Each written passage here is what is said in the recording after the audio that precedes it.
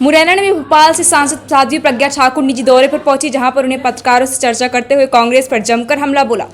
उन्होंने कांग्रेस का किसानों के साथ धोखा देने की बात कही, जिसके अलावा जानबूझकर भाजपा नेताओं और उनके जुड़े लोगों के खिलाफ तोड़फोड़ की राजनीति की और ट्रांसफर उद्योग चलाया, जिससे परेशान जनता ने उनकी सरकार को 15 महीनों में ही गिरा दिया। ऐसी सरकार 5 साल तक नहीं झेली जा सकती। इसी के साथ मोदी सरकार की तारीफ करते हुए साध्वी ने कहा कि उनके कार्यकाल में देश लगातार तरक्की कर रहा है। वहीं हाथरस मामले में साध्वी ने साफ किया कि ये कहीं भी हो स्वीकार नहीं है और उत्तर प्रदेश के मुख्यमंत्री अपराधियों को बिल्कुल बर्दाश्त नहीं करेंगे। उनकी सरकार में उत्तर प्रदेश में अपराधों में लगाम लगी है। इस मामले में पीड़ितों को इंसाफ जरूर मिलेगा। साध्वी प्रज्ञा सिंह ठाकुर ने कहा कि मध्य प्रदेश में होने वाले चुनाव में भाजपा 28 में से 28 सीटें जीतेंगी।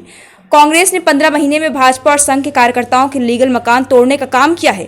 चुनाव प्रचार के सवाल पर साध्वी बोली कि पार्टी और संगठन अगर चाहे तो चुनाव के प्रचार के लिए उतारें। ये निर्णय पार्टी और संगठन का रहता है। 15 महीने तक कांग्रेस का जो शासन रहा,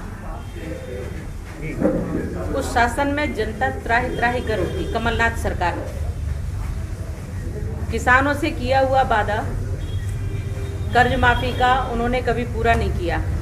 जहां देखो वहां तोड़फोड़ की, जानबूझकर भाजपा के कार्यकर्ताओं के, संघ के कार्यकर्ताओं के मकान, लीगल मकान तोड़े गए, ट्रांसफर व्यापार किया गया, धर्म की हानि हुई। जहां देखो वहां मंदिरों की जमीन को नीलाम करके कहीं पबों को दिया जाना था, कहीं कुछ जनता ने उनको बीच में ही गिरा दिया, क्योंकि 5 वर्षों तक ये शासन सहन नहीं किया जा सकता था।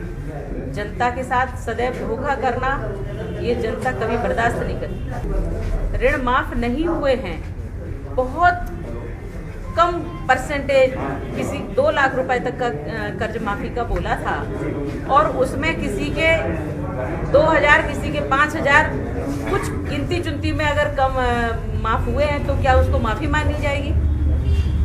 दूसरी बात, हर किसी के साथ उन्होंने धोखा किया। संगठन का जो भी निर्णय होगा वो मैं करूंगी। मोदी जी के शासनकाल में किसी भी प्रकार से ये सब मतभेद नहीं लाए जा सकते। वहाँ राष्ट्रीय मुद्दा है, पूरे देश में विकास होना चाहिए, सबका साथ, सबका विकास और सबका विश्वास।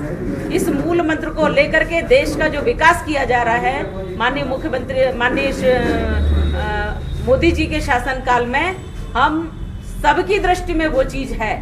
और ये जो वर्ग भेद लाया जाता है, ये वर्ग भेद समाज को तोड़ने की स्थिति है और हम इसमें विश्वास नहीं करते। हम समाज को जोड़ने की स्थिति में चलते हैं। जो घटनाएं हुई हैं बलात्कार की और उसके बाद उनकी बच्चियों की हत्या कर दी गई, और पूरे देश में जिस प्रकार से ये कोई भी घटना इस प्रकार की होती है, वास्तव में वो निंदनीय है।